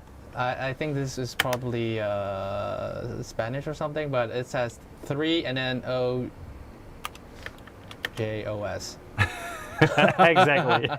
So Indiana Roy and Tres Ojos, congratulations! You are the winners of the Star Wars Outlaws code. Yeah. So that's Three why. eyes. Yeah. Someone says, oh, that could be. I have no clue about Spanish. Yeah, I had Spanish during college, but I forgot like almost everything. Oh, okay. I'm just gonna run the benchmark in Cyberpunk. It's doing 4K and ultra ray tracing, no DLSS, just to max out the GPU. CPU will be less because the frame rate will be lower, but I think a very common power is between 100 and 120 watts in Cyberpunk, I would say. And the power sum you can see in the screen. That's about the power you can expect, because at the moment only GPU 2 is powered, because most games don't run on 2 GPUs anymore. I don't know if you can catch the the mobile. Let's see. Come on. Yes. So it's doing about 650-ish, between 650 and 660, I would say. It's bouncing around a little bit. So this is one of the heaviest games for power, I would say, and so it's about 90 watts more than what the power sum says on the screen. So for a gaming system, I would say if you do we just read 670. If you do 850, that will be okay for this system. It would be, it has some margin to go even further if you put extra stuff on. Yeah. I think that's more than enough for this system. For a 4090, if you want to do overclocking and stuff, maybe you want to push it a little bit further than a 1000 watt power supply is also fine. Would using a second GPU just for your GPU make a stable more system? No. No. We put a second one because we have a 1600 watt power supply and we have no idea how to fulfill a load that much. Yeah. That's what I'm trying to achieve here. So for gaming, a 1600 watt power supply, not needed, right? No. Even with a 5090, that would not make sense. Okay, so let's close this game. Of course, there's many other games, but I already maxed out the power on the graphics card, at least as much as I could. And it's not drawing much more than 450 watts, something like that, for 40. I think you can also do a real-time dashboard, and you have an efficiency graph, right? Oh yeah. It's not, the sensors are not listing in HW info just yet, so we cannot show that yet. Hopefully they will implement it later. They will ask the programmer of HW info probably to add it, but let's hope it will work in the future. So what else you could do with two graphics cards? I think rendering is one of the things that are still working, and also making use of two graphic cards. And also speeding up the workload. So I've prepared a Blender workload. It's a demo file. It's called Monster Under the Bed, but I've cranked up the sample rate to 8,000 plus, and it's going to render the graph, the picture in on two GPUs plus the CPU. So it will load everything. That's basically what I'm gonna do. So here it starts rendering, right? And here you see the power draw. Oh. So So the CPU is doing 290 watts, then the first GPU is doing 280 to 290, and this one is doing 270, and that in total is around 850. And on the wall, it's doing close to 1000, sometimes over it. So yeah. This is a good way to use it. Yeah, but as you can see, it does speed up the process in Blender, in the 3D rendering part, but it doesn't max out the graphics card. So one graphics card could be maxed out by Cyberpunk, but not by rendering. If I use one graphics card only, it's already dropped, so now it's 190 again. So can you switch back to the software? So here's the workload, right? So it's around 850, and on the wall it did about 1000, average 990, I would say. But the graphic cards can do like 450, 480 maximum, but during rendering it's doing 300 watts max, and that's about it. So I can get a little bit more power out of the graphics cards, but then I have to exclude the CPU, and it's only doing like 20 or 30 watts only. So I'm losing 260 watts here to achieve a little bit more here. So this is about the maximum you can pull from the wall with rendering in this configuration. Render while playing Cyberpunk, says Eric. Yeah. Yeah, that could be. I found another way to push. Oh yeah, you can also see the efficiency. The rating is, yeah, the scale is not that clear, unfortunately, but is this 70, 80, 90? So it's roughly around 90% efficiency all the time. Now it's dropping because, of course, the load has been off.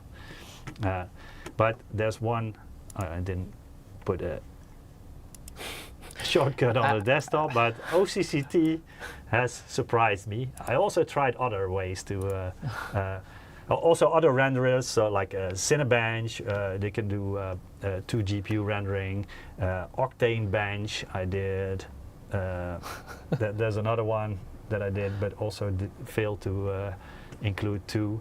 I also did some AI benchmarking through UL Procyon, but it only can select one GPU at a time, so it didn't draw that much power either. So what I found was OCCT, that rescued me. It's freeware, and I didn't pay for it, so we have to wait 10 seconds. Eric said add another GPU and a few Gen 5 SSDs. Well, the Gen 5 SSDs get warm, but don't draw that much power. It just are. Oh, look at that. So now we're at something. So CPU and GPUs combined is roughly 1300 watts, and at the wall we're getting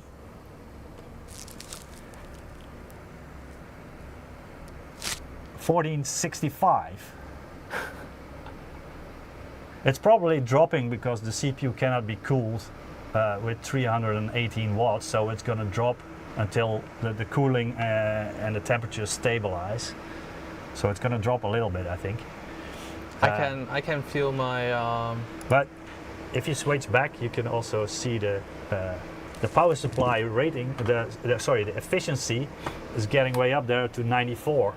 So in high loads, the efficiency is really something. Yeah. I can feel. And yeah, the power total is 1400 something. Yeah. That matches quite. No, that's not matching with this, but sorry. I can feel my electricity bill going crazy. Yeah. But this is like an extreme. Yeah. So the CPU is pushed to 305 watts and still dropping because it cannot be cooled properly. But that's an AVX 512 workload. So stress test all designed to make the CPU pull that much power. And then of course also the GPUs are maxed out to the full 480 watt thermal limit. So this is one program that does it all for me. For this demo at least. Elias Whiting, if the power supply is too big, what's the problem? What do you mean it's too big? If it's too big, it's not a problem. It means you're running in the less efficient range all the time. So if you have a 1600 watt power supply, and oh, too big as in that. Okay. Yeah. and for example, if I run in idle, which is what systems do a lot of the time, is doing 120 watts. That means it's maybe around 8%, and anything below 10% is going to be very inefficient, because the power supply has some so robust components. They are made for power, not for tiny power. Tiny power is all relative, of course, but yeah, it's getting warm in here. Yep, I can feel it. who needs the heater at home if you have this? You know, this is probably still more efficient than it's probably not efficient at all, but no, but it's still better. Nah, I'm not sure. I'm not sure if this would heat better than a radiator. Let's make a screenshot. Why not? So it's 93.6%, and it's doing roughly 114 amps on the 12 volt. So that's some current. That's why you need thick cables. That thing is still quite cool. The power supply is still at 40 degrees. Yeah, that's quite good. So if the wall is drawing 1000 watts, should the PSU be 1200? So we could calculate how much the wall meter should show. For example, it says 1370, and okay, so it's changing all the time. So let's do a quick calculation. So 1392 divided by 0.93 points. No, the point is not muscle. 6. This is the efficiency. If I divide it by the efficiency, it should give a higher number. That should be the wall power. So 1487. Can you zoom in on this one? Yeah. So our measurement is not really accurate, or the power supply rating is not 100% accurate. So we're missing 40 watts.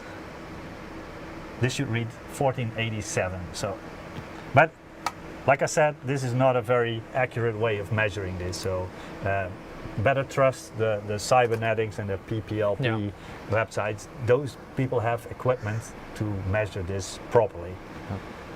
Definitely true. They use a professional equipment to test these things. Yeah. So we're just using a standard. Yeah, and they measure the output of the AC side, and they measure the DC side with a professional tool, and you then calculate the things. This is just like a home tool, right? It's good enough for indication, but not good enough for certification. Yeah. When I hear AC and then DC, I think of music. Thunder. That's the one. But yeah. Yeah, that's the. So, is there a realistic scenario or a real use case scenario for this kind of power supply? Not exactly at the moment, but with new graphics card or multiple graphic card or workstation kind of CPUs, yes, there is.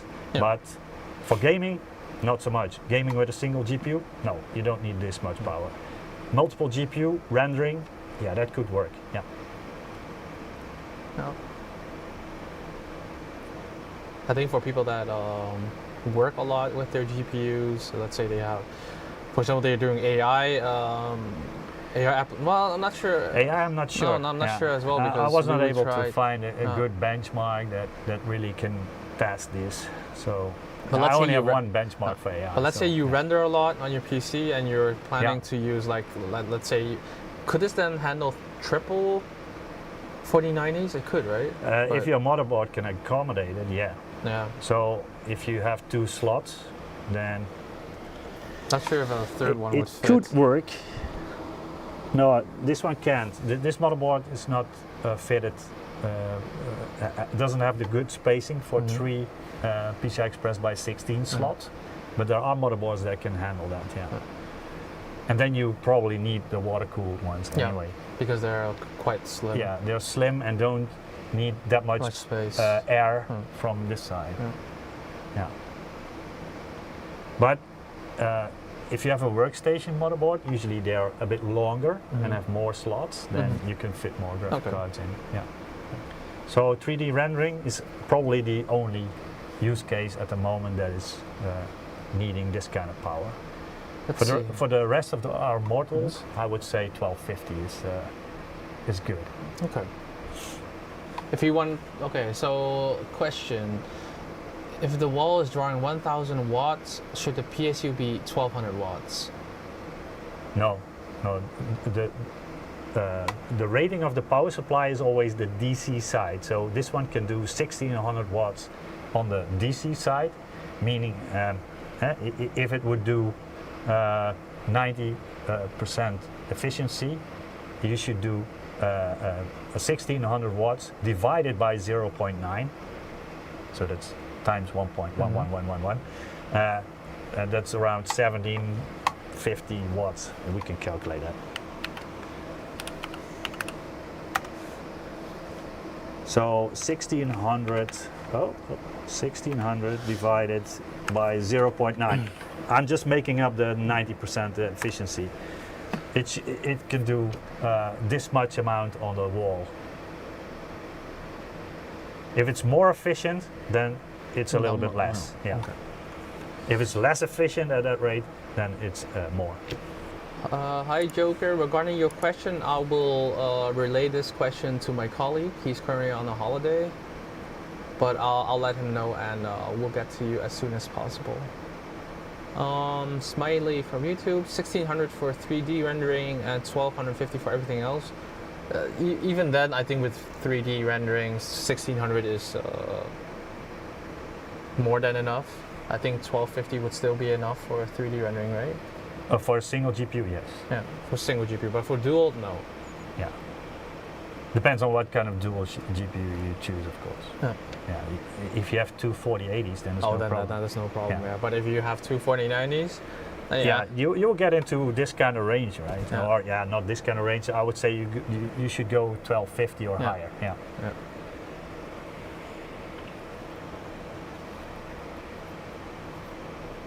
Yeah, that's true. A lot of users tend to go overkill with their PSUs. Yeah. So because like in the past, but that's also because of the manufacturers, right? Yeah. So most of them they have a recommendation. For example, if you look up the graphics cards for the 4090, probably also the recommendation might be higher than it's really useful for everybody. It's just always on the safe side, so everybody's pushed towards a more beefy power supply, even though it's not necessary. But so there's always that safety margin that will push you further than needed. But they also take into account for users that do not have that a very efficient power supply unit, right? No, it's the other way around. The beefier the power supply, if it's unbalanced, so it's too beefy, then the inefficiency will happen more. Oh, okay. More frequently. Yeah. Because I used to run a 4090 on 750 watts. It was stable, so. Yeah, that's fine. Yeah. That will just work because what did we see on the wall with the Cyberpunk? Almost 600. Yeah, so you still have. And that was an i9. Yeah, and that one 750 still has 100 watts spare. That's enough. Yeah. Yeah. I probably would go with 850 on if people ask me, but 750 would work. Yeah. Okay, maybe we should stop the bench. Yeah, it's getting warm in here. It's getting a little bit warm in this room. So I'm stopping the stress test. But I definitely try to find something that pushes this CPU or this power supply unit to its paces. But it's very hard to find something that draws that much power. At least with the current configs, with the what is released now. I mean, if you're looking at the trend of the graphics cards, the graphics cards are getting more and more power hungry. Yeah. If you go to the best graphics card, of course. Maybe there will be like a new crypto coin that can be mined on a 5090 very efficiently and blah blah blah, and then everybody's buying that power supply. That could be. That could happen. Yeah, that could happen. Yeah. You want to open it up? Yeah. Or you want to do something? You can already start by opening it up and turning off the test bench. Yeah. In the meantime, I'm going to show a recommended power supply unit table for the 30, 40, and 50 series because some of you were actually very interested in this. If I go to capture, no, I go to PPT. So on January 12th, on 2023, we had a recommended PSU table, but we've recently updated it with the 50 series. So there were a couple of questions regarding how much wattage do I need with the 5090 or the 5080 or the 5070, and here we have it combined actually with the CPU. Can you zoom in a little bit? Maybe it's a little bit small for the people. Okay, you guys all see it? I think that's better, Yeah. So for example, if you're going with, let's say, Ryzen 9000, like an X3D chip, and you're going 5090, if you're going to OC, then we recommend the 1600 watts. But if you're just gaming, then 1000 watts would be should just suffice. But this is for the 50 series, but we also have it for the 40 series, also for the 30 series, and even for some AMD graphics cards. So if you're planning to build a new PC, like a new gaming PC in the near future, then definitely take a look at this table, and you can find out how much wattage you need. Because in a PC, the GPU and the CPU, they tend to take the most wattage from your system. Fans and hard drives, stuff like that, they are on What's a hard drive? I still use one. Oh, yeah, you still use it. To be honest, not for booting, I hope. No, it's for like documents, pictures, stuff like that. But for games, I put them all on my M2 SSD. Yeah. I still have hard drives as well. Yeah. But yeah, definitely take a look if you're planning to build a PC, and if you're unsure if 5090 in combination with like Ryzen 5 9000 series, then if you don't know if it's good enough or not, then you'll find the answers here. So, but there was also a power supply calculator. I don't know if you can look for that one, but probably doesn't include it. Oh, there goes one screw. To be honest, I don't think Eric sent it to me. I think he sent it to you. Yeah, I probably did, yeah. But let's go to the mobile camera. Yeah, I'm missing one screw. It just popped out. Oh. No, that's my bad. This is the grill of the fan. It's aluminum. I made shiny gold. It's quite. I also need to unscrew this one. I opened it up before, just to make sure I wouldn't get any surprises during the live stream. Surprise! Looking at you. Yeah, I had a couple surprises. I like surprises too, but not in a live stream. Yeah. I mean that's what the 25 years of experience teaches you. Probably. I'm still innocent. What I mean to say is that the live stream part, you might be more experienced than me. Yeah, you have to help it a little bit. So these two need to unclamp. This is the fan. So you could see there's like a plastic. So you guider. You can actually switch the fan as well. What do you mean? How do you mean? I mean, you can switch it to, like, for example, a Noctua fan or something. You could, but yeah, why would There's you do no that? reason, but That's a 13.4 centimeter fan from Zeta. I don't know how to call it. So basically, here we have the C20 connector. So that's where the mains comes in. In our case, it's 230 volts, or it can also be 110. And then on this side, you will get the EMI filtering. So that's all these kind of electromagnetic interference, right?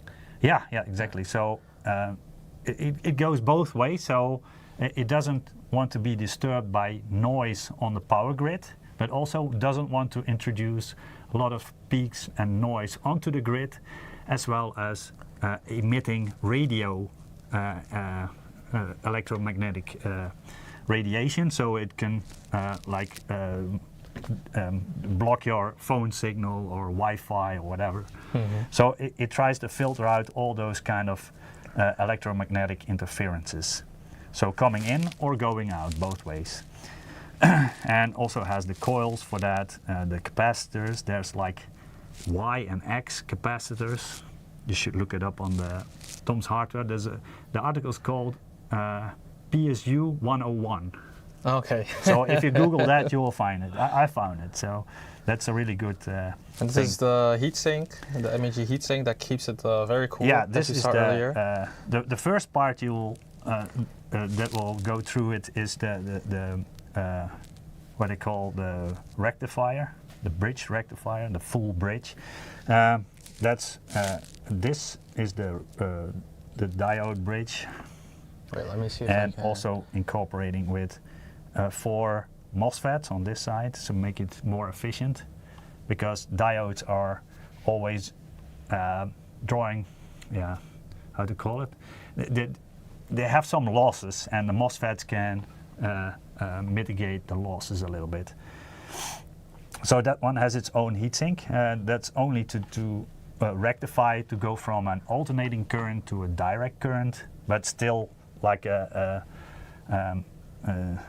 sinus-like shape. Somebody asked triple-coated capacitor? Probably. That's a good question. I don't know what that is. I mean, if you can recognize it, then maybe. But also said military-grade capacitor. Awesome. Yeah. Yeah. I think those are rated for some military stuff, but it doesn't really matter for consumer parts, I would say. Then you will get into the active power factor correction circuitry. So after it's been rectified, it's still then you will get the before it goes to the 2 bulk capacitors. By the way, these 2 are kind of dangerous because it's high voltage. It's still it is DC, but it's still high voltage because 230 volts peaks at 325, and if you rectify it, then you have 325 volts, sinus-like DC, and that's going into the bulk capacitors. That's like an energy storage together with a big, with these 2 big inductors. So these are 2 coils. Together with these bulk capacitors, they store energy, and that needs to be power factor corrected. And that's what these switches do. It's hard to see, but under this big heatsink, there's 4, or 2 or 4, I'm not sure. It's hard to see from this angle as well. 2 MOSFETs, and those are the carbide, the silicon carbide ones. Yeah. These are beneath these. Oh, okay.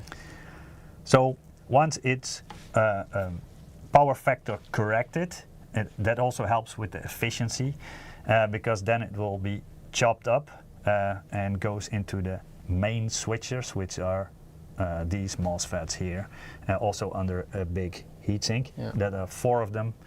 The heatsink is a little bit smaller, so the bulk is done here already, and then it goes with the 2 main transformers.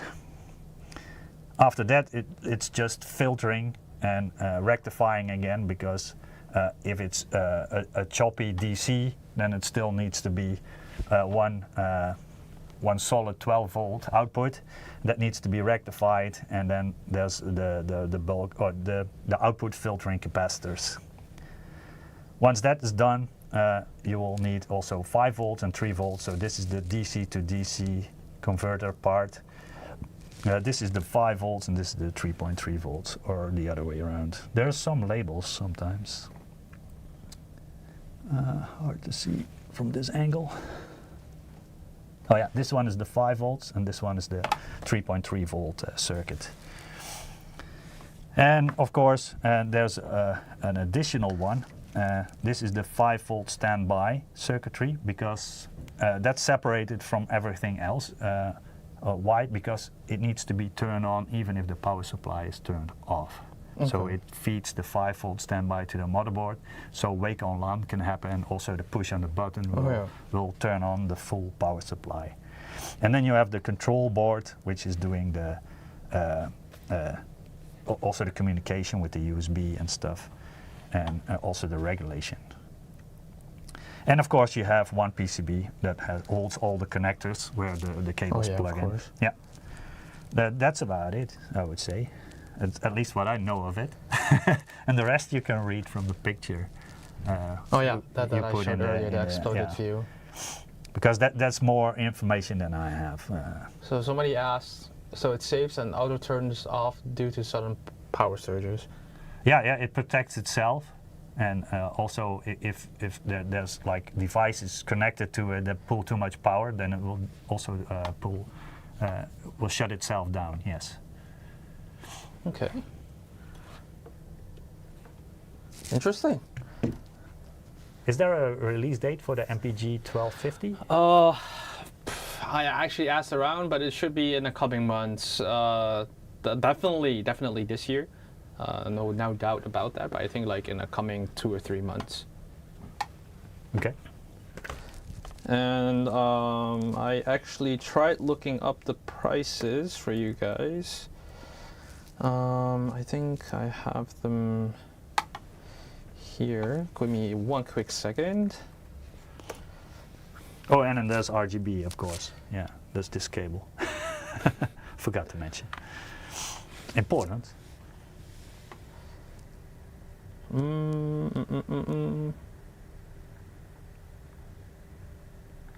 Or I do not.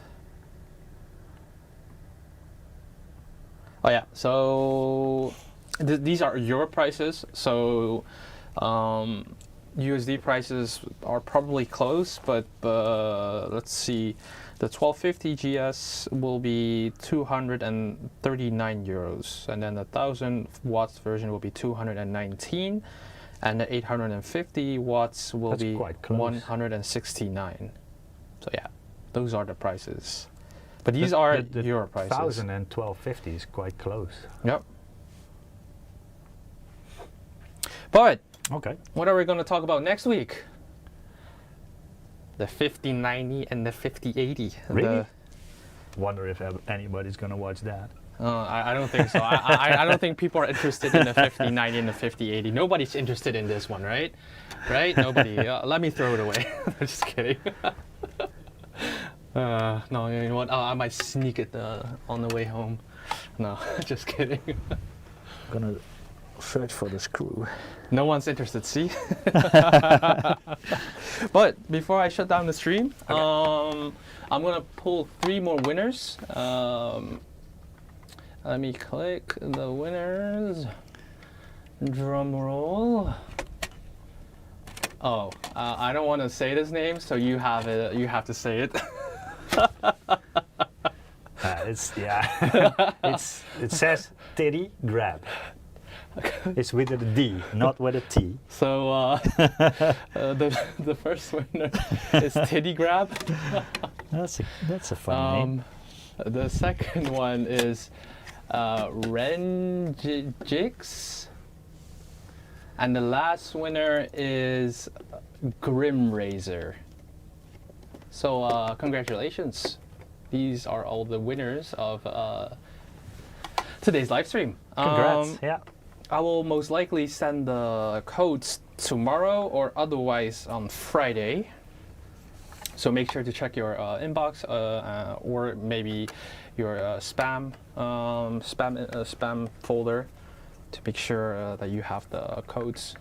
So for the people that are not interested, you don't need to look at the 5080 and 5090 next week.